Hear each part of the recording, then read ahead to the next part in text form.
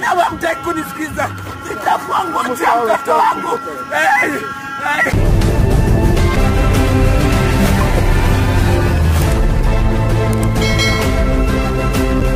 Hello guys, welcome to HK TV and venye tunaangalia guys, maneno inaendelea kuchemka, maneno inaendelea kuwa mbaya zaidi hapa nchini Kenya. So youths wamekuja out wana protest for what they call their own rights and wasaya tunaona venye vitu zinaenda hapo nje si kuzuri. As things goes, ukiangalia the way police wame come out to respond to those people protesting is also unlawful, na pia vile venye pia watu wametokelezea kuandamana. Tunaangalia maandamano imeturn into violence.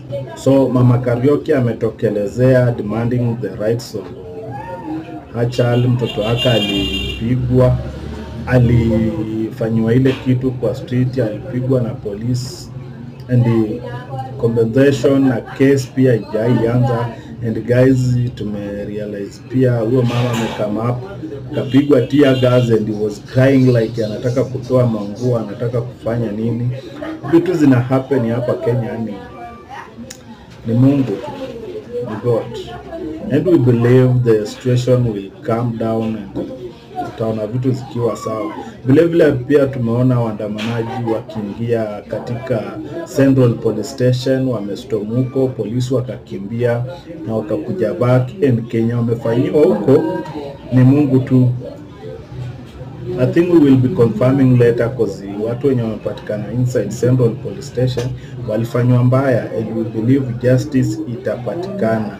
Na hii kitu inafanywa na watu wenye inafaa walinde rights za protester, au ndio wanakuja na hizo issue, au ndio wenye hiyo maneno. So we believe that justice itapatikana, and we believe that Kenya itakuwa rule of law, itaongozwa kwa mustakabali wa katiba. Vile pia watu wa media, Kenyan medias, ukiingia live TikTok una hang account kako kana hang, nothing will be happen, kitu haifanyiki. Pia wamekata internet, wamefunga some broadcasting media zenye zilikuwa zinafanya live broadcasting, pia zimeyanganywa signals like NTV ilikuwa after wamepata hiyo order ya kustopisha live broadcasting, wao wameendelea na wakanyanganywa mawimbi yao kwa muda usiojulikana, but